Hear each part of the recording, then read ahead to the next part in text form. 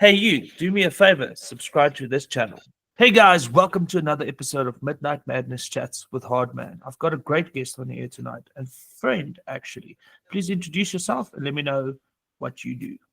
Hi, I'm Sam MacKintosh. I'm a metal vocalist specifically. Currently the singer for Fading Grey. So, in the South African industry, you are quite someone. You've been in the industry for such a long time, played for many bands, done many amazing things. I want to get back. You sent me this little write up about yourself. I want to get back to Little Sam. Tell me a little bit about Little Sam. When did music start out with your parents being musicians? The early stages of your life in music.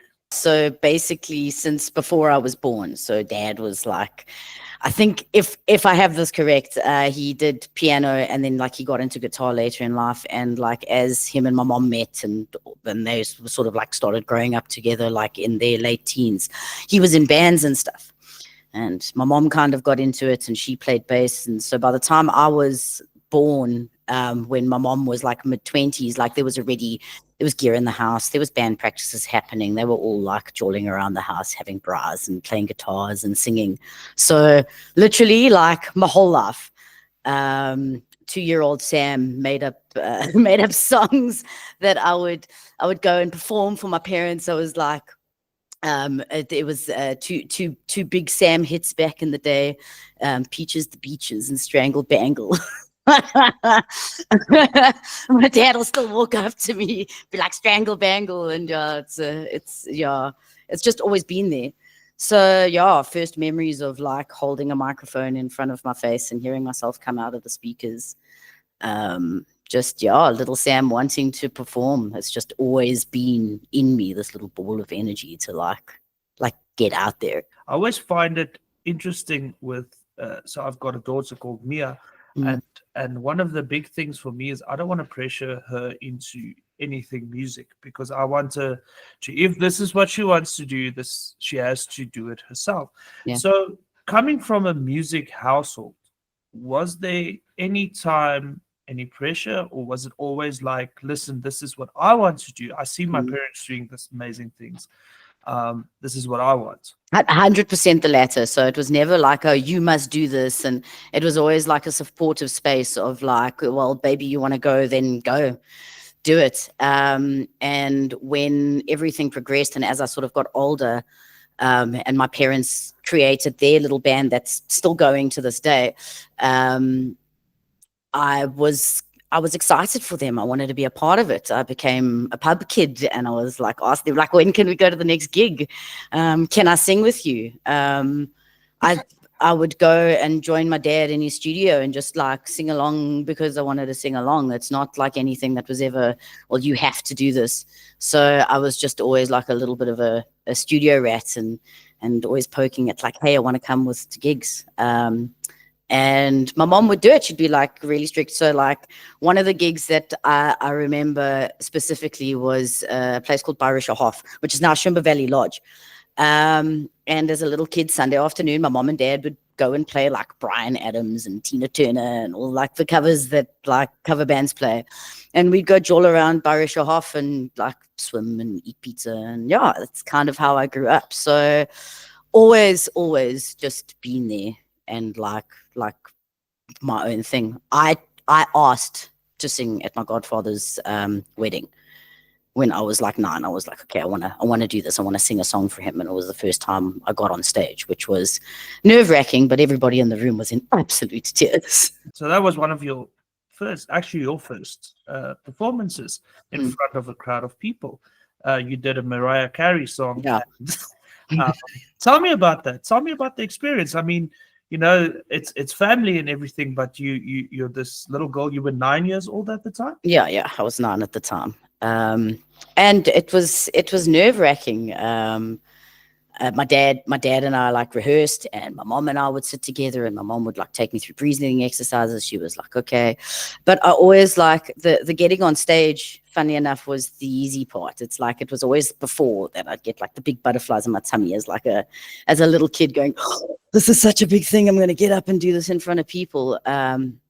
but I just love performing. And it goes back to like the 2-year-old and then the pub kid, like, oh, in between songs, I'd be dancing around and making an ass of myself all over the stage and all over the dance floor. So the performing is, I think that's like really where it is for me, is that like, yeah, it's nerve-wracking beforehand because what if I sing it wrong? What if I get the note wrong or whatever? But once I'm up there, like that's where my heart lies. That's where my soul is. So your brother is a very big influence, well, especially in the metal industry. Tell me about the first moment where you realized, like, hey, this is the direction I want to go. Because for all the viewers that don't know Sam is pretty fucking hardcore, screamo vocalist, like it's like crazy vocalist that fucking takes over the whole stage. So tell me about that. Also tell me a little bit about the bands that like sort of influenced your persona, this crazy like chick with the dreads running around and like conquering. So yeah, look, it started with my brother, obviously, like the natural progression of like a rock family. He started getting into his metal in his teens, like the Korn and Metallica and Terror, Sepultura. There was definitely some real interesting ones, like Napalm Death came around, and all back in the 90s, like Cannibal Corpse, and it was all like, you know, and yeah, I just fell in love with, like, let's be honest, at that point in my life, I was listening to the Spice Girls, Backstreet Boys, like anything that was like happening on the radio is what was cool, because I was a preteen and my mother mocked me terribly for that. But basically, like, Ian started listening to all his stuff and through assimilation through the wall, and like I started getting into it. And then he started playing guitar. And the more he started playing guitar, the more he'd like bring me in. It'd be like, hey, come check this riff out. Hey, come check that out. And check, I've learned this, and check the scale. And, you know, it was just this progression of like more and more exposure to like intricate playing and like metal music and the way that those songs are written. So in that, he was part of a number of bands back in the sort of like Authentic Ideas days, like back in the day of like 16 Stitch and Wicked, and he sort of moved around in those circles.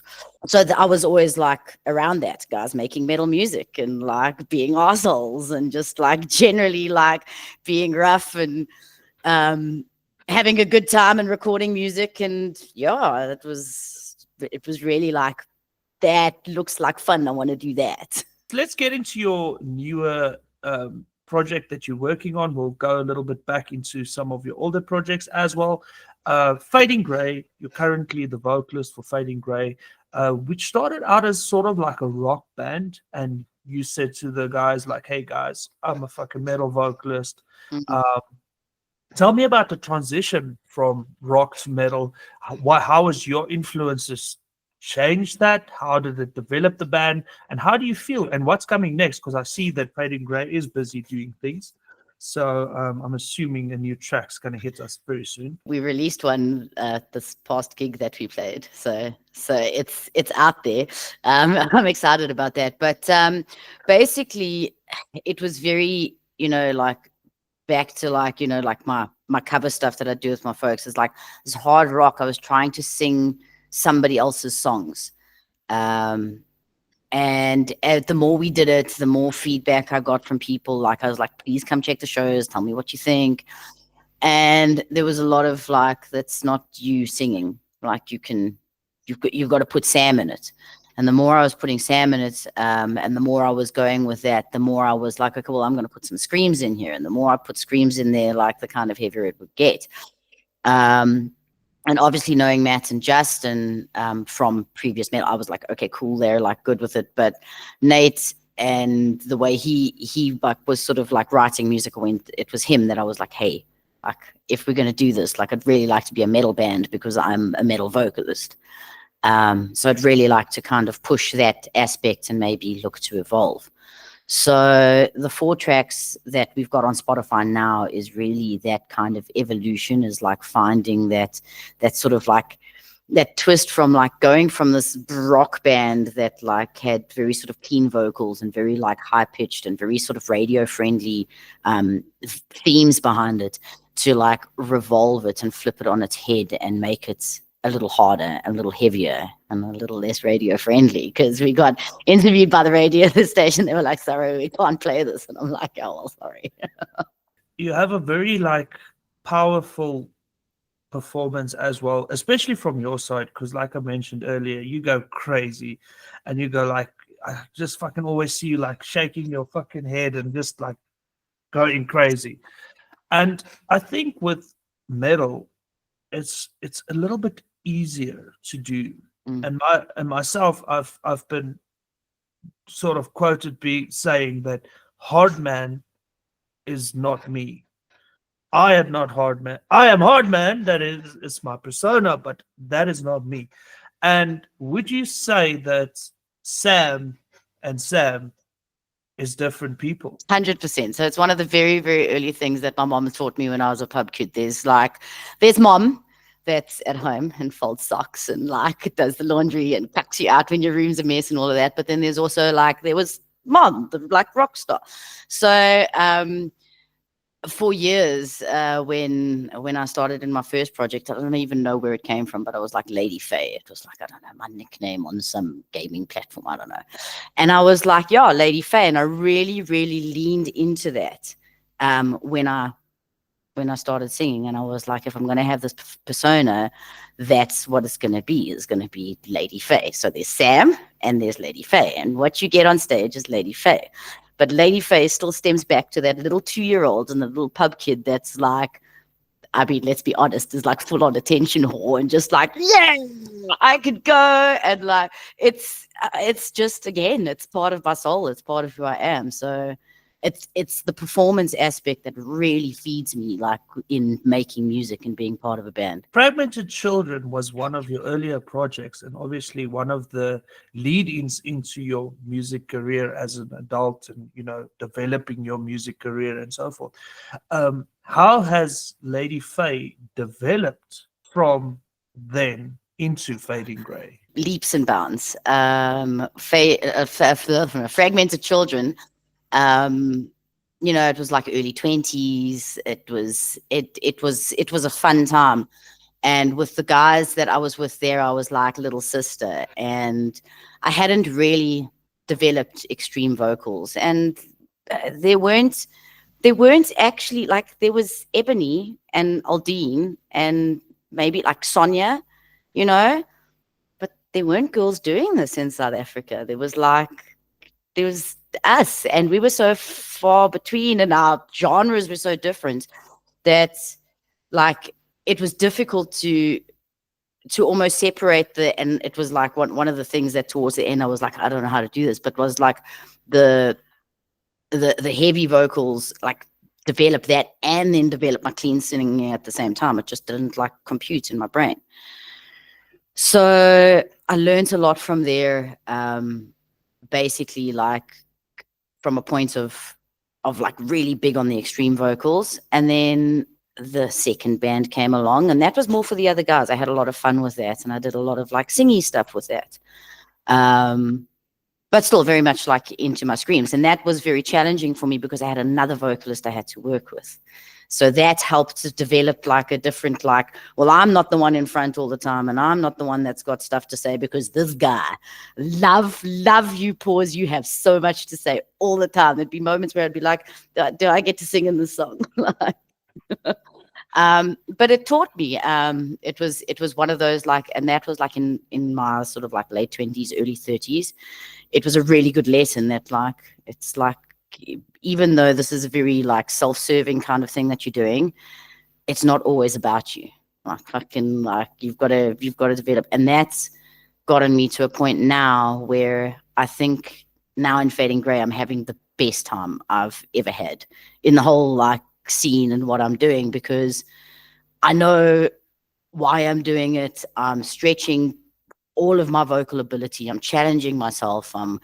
I'm enjoying hanging out with the people and like being able to like chat with like-minded people and enjoy music and like still mosh and crowd surf at the age of 40. So Yeah. Lady Faye has just gone like bigger and better as each band has gone on. Yeah, and you're extremely passionate about it. I remember, like I've always seen you at shows, even when you guys are not playing. I mean, we were playing in fucking Durban, and here's fucking Sam rocking up like, "Hey, I'm here to have a good time with you guys." So extremely passionate, and we fucking love having you in the scene. And I think you make a very big impact, especially as a female vocalist, because I think recently it became a lot more popular than it used to be.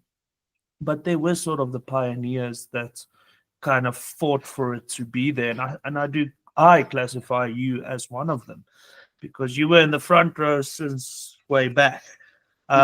Talking about way back, the Fragmented Children.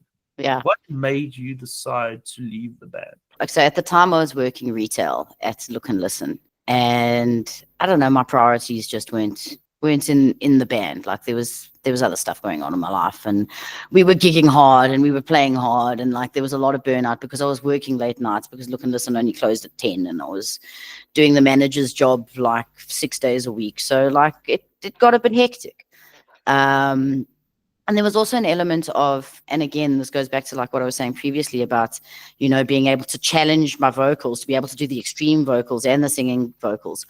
And one of the guys was getting like really, really pushy. And I just didn't like the vibe that was happening. So eventually, like, I was like, well, do I just take a break or do I leave? And eventually I was like, nah, I'm out. And I remember we were at Black Dahlia. Yeah, it was one of our gigs at Black Dahlia out in Boksburg, Benoni. And we gathered round, and it was a long chat, and they all basically like they said to me, they're like, if this is the decision and this is what you think is the right thing to do, then we're not going to stop you. And I did. Like, I thought about it for a long time, and I do feel that if I had have just taken a break, like Fragmented Children would have really like done well and exceeded for years, because it was like 2 years, and then I was like, okay, I'm ready to be in a band again. You know, like. So I also had that, and I took about an 8-year break, and I was just like, fuck everything music, and I'm gonna be a bedroom guitarist. But also, I think once you have music in your soul, it's something that could.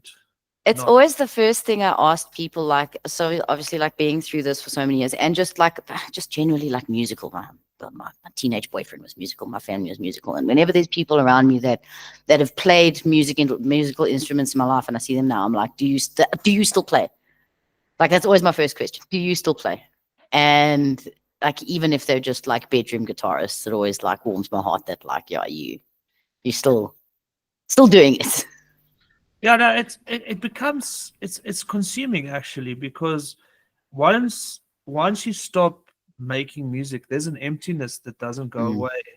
There's a hunger that just like you're constantly bothered by.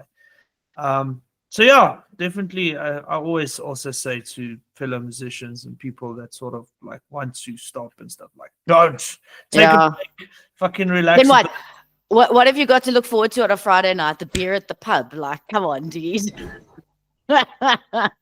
Yeah, no, come to a metal show. It's fun. Yeah, 100%. Like that was the same dude that was quite like pushy. He was like, what do normal people have to look forward to? They get to go to the pub on a Friday, listen to cuck music and drink too much beer. Like.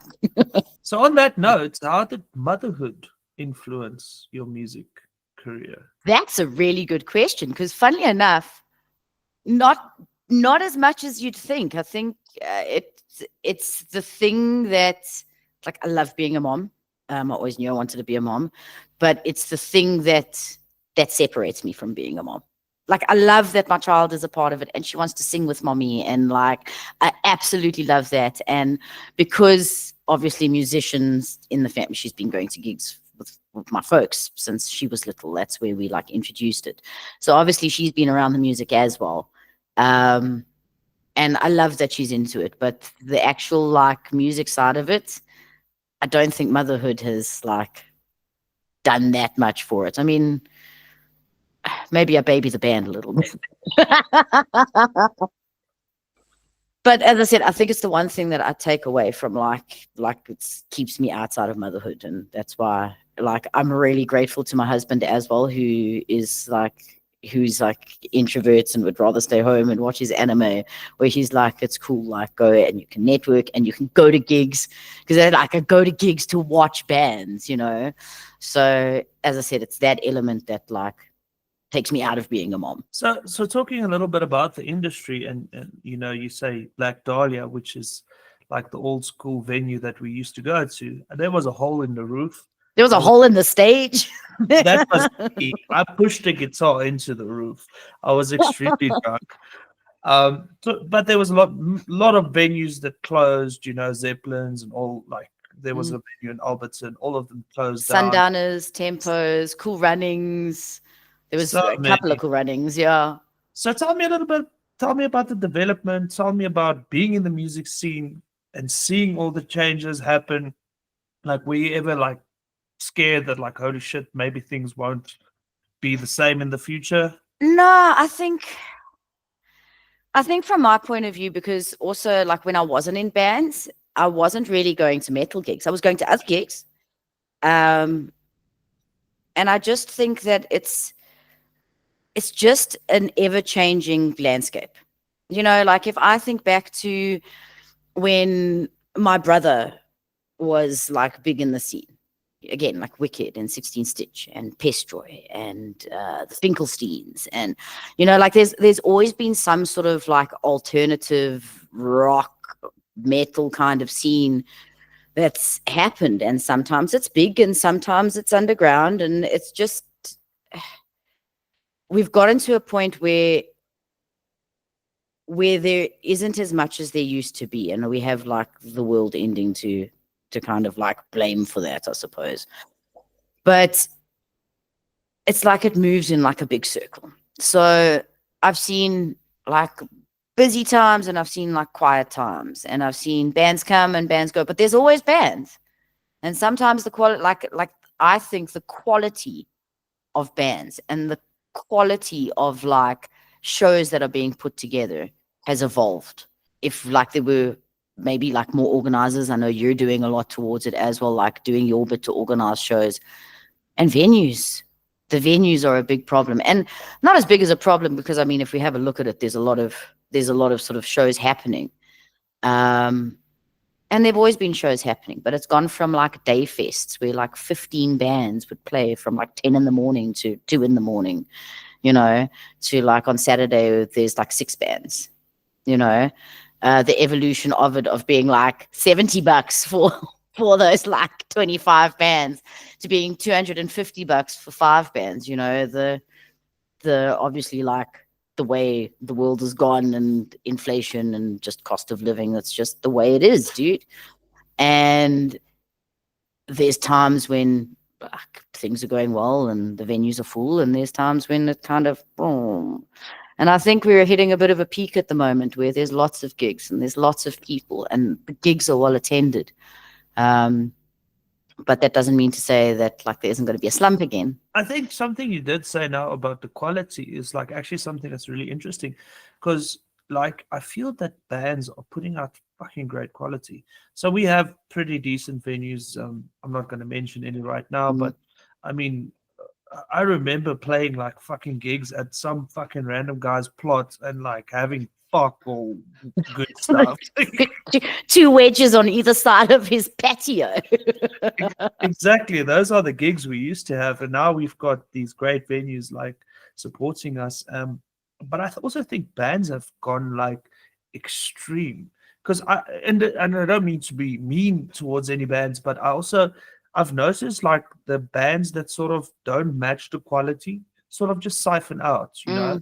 The bands that put out the quality, put in the work, like work hard on their sound, they they stick, and they play more shows, and their shows get better, and people come out. 100%. And there's so many like good examples of that where like bands are just coming out of nowhere, and like by the third or fourth gig, I'm just like, dude, where did you guys come from? Because the quality of it is phenomenal. Like it's actually mind blowing. It like some bands that I'm like, what the fuck am I doing? I'll fucking go back to the band room for another 3 months, and then you'll see me play again. And they just seem to be coming out of nowhere, and they're using good strategies, and like they're clever. There's a really like making it look like you're this big, but like you've only played 2 shows. But you really are that big, because when you play that show, everybody comes to watch you. It's such an incredible tool, and like I'm loving seeing the quality of what people are putting out on social media, and what they're putting out on Spotify, and what they're doing at live shows. And the technology is what's making it has made it so much better, I think. Definitely, and I think social media also has a big advantage, especially for the younger generation musicians. I myself, I struggle extremely with like TikTok and all that. I'm not very good at it. I try, but bro, Facebook and Instagram is for like bad memes, and I'm really trying to change the algorithm by like sharing other things. But I'm about as good at it as you are. So last little topic I want to touch on. You recently, I've never seen you in such a like super mom state. You recently worked with the Wacken Metal Battle, and you did so fucking much.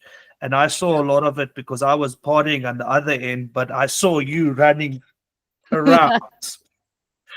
So tell me about the experience, and like, yes, I can only imagine like what it must, all these bands like just fuck drunk. Like, look, it wasn't even the fuck drunk. It was just logistically, it was a lot to handle. And I think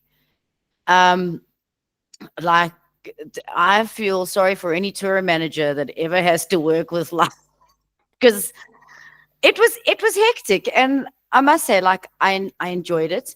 The whole fact is I went to the organizers, and I was like, hey, we can't enter this year, but I've bought my tickets. I want to be an ambassador. If you need help with anything, I'll help.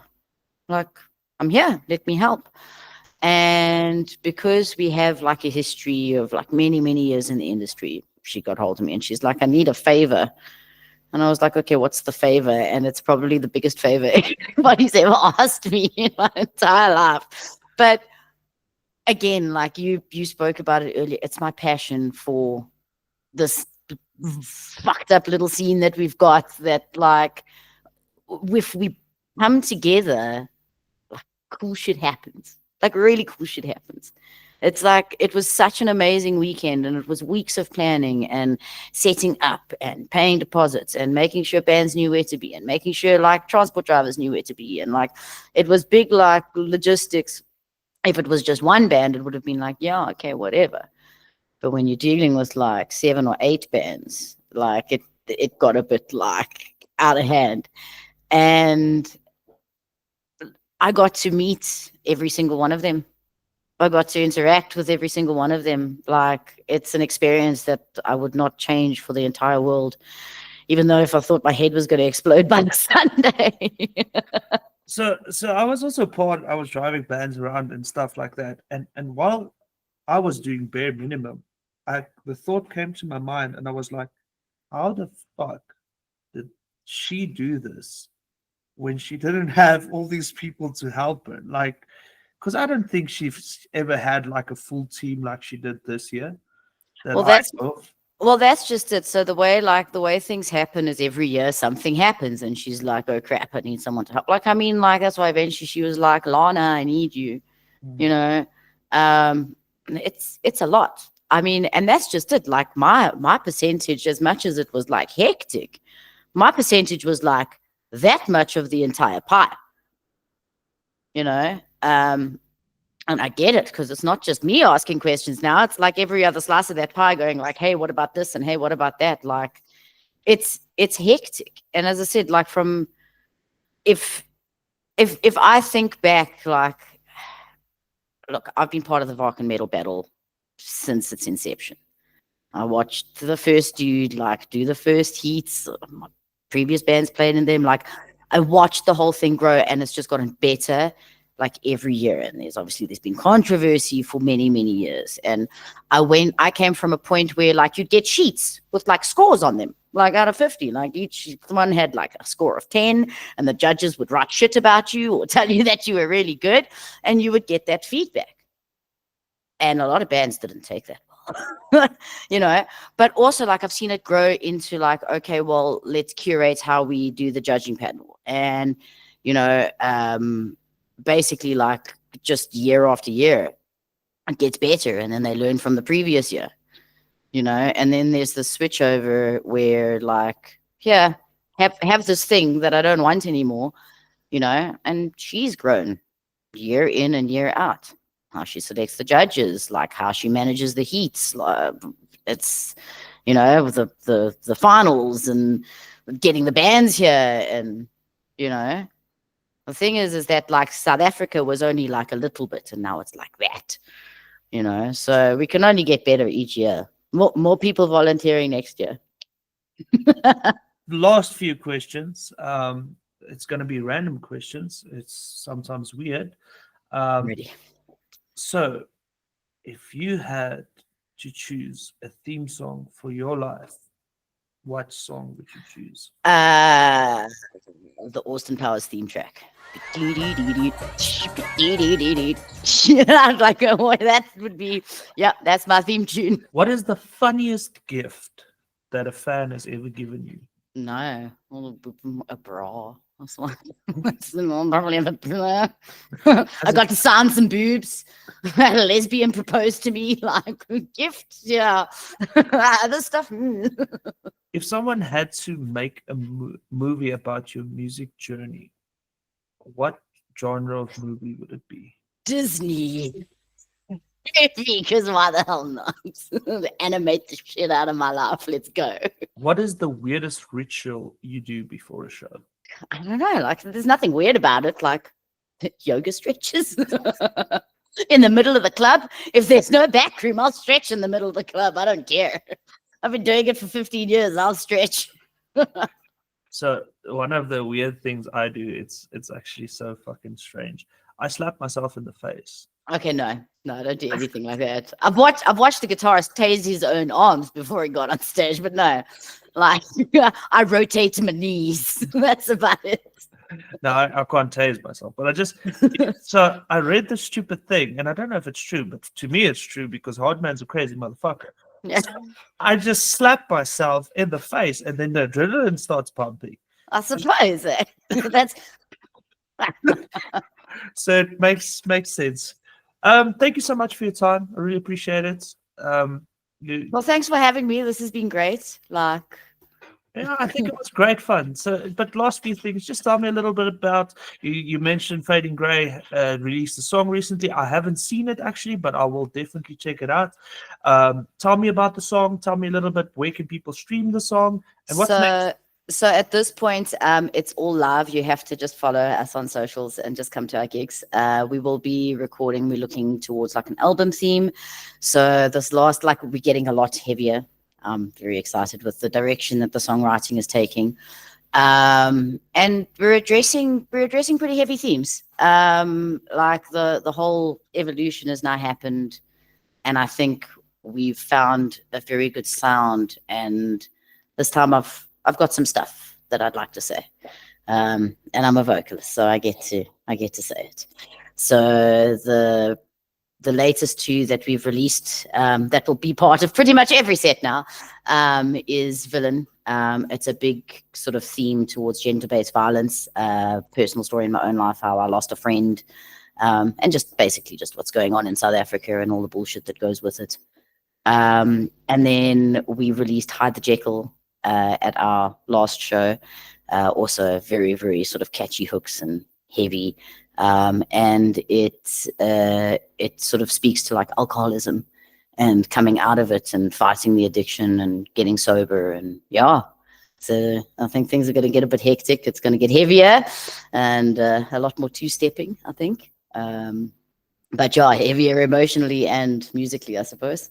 Just tell us a little bit about the social media, all your So handles. social media, you can catch the band at Fading Grey Band, fading_grey_band on Instagram, Grey with an A.